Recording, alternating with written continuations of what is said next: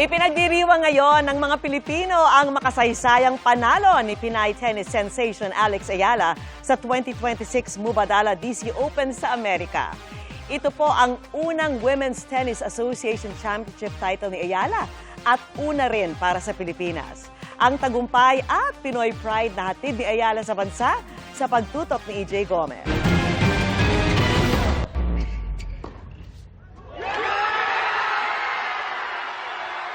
Kampiyon si Pinay tennis star Alex Ayala sa 2026 Mubadala DC Open Finals sa Washington DC sa Amerika.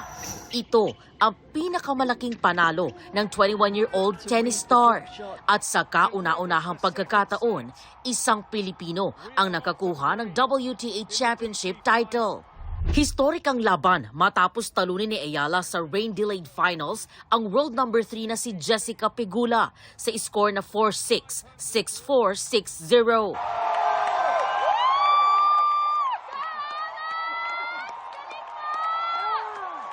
Kanya-kanyang wagayway ng watawat ng Pilipinas ang mga Pinoy at taga-suporta ni Ayala na nanood sa Washington, D.C.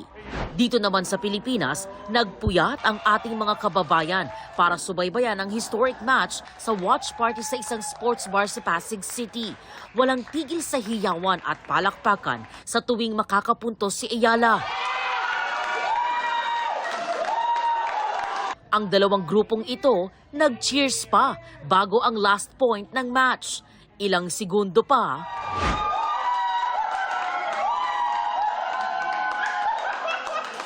natuldukan na ang laro at si Ayala ang itinanghal na kampyon. Oh, super proud. Congratulations, bonggang-bongga ka, girl.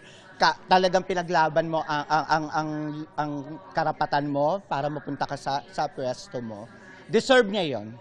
Alex all the way din daw ang grupo ng lawyers. Alex Ayala talaga matik yan. No questions asked. Ibang feeling pala na subaybayan mo siya ng gantong oras. Worth it. Diba? Parang sabi ko, worth it yung OT, worth it yung pagod sa pagsulat ng mga pleadings. Eh, nasubaybayan namin na nanalo si Alex. Ilang fans ni Ayala rin ang nagtungo sa watch party sa Bonifacio Global City sa Taguig para panoorin ang laban. Isa raw malaking karangalan si Ayala bilang kinatawan ng Pilipinas sa global sports stage.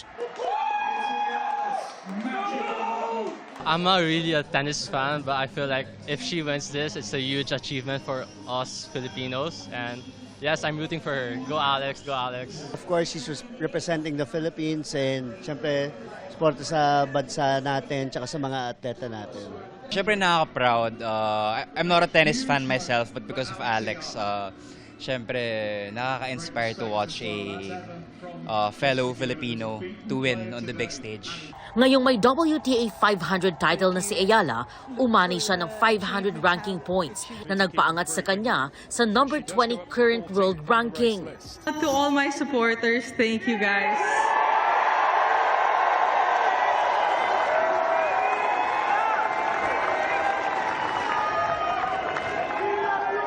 So thank you to all my supporters, especially the Filipino community here in DC and back home and wherever you are in the world. I really, guys, I feel all the love. Maraming salamat mga kababayan. Maraming salamat.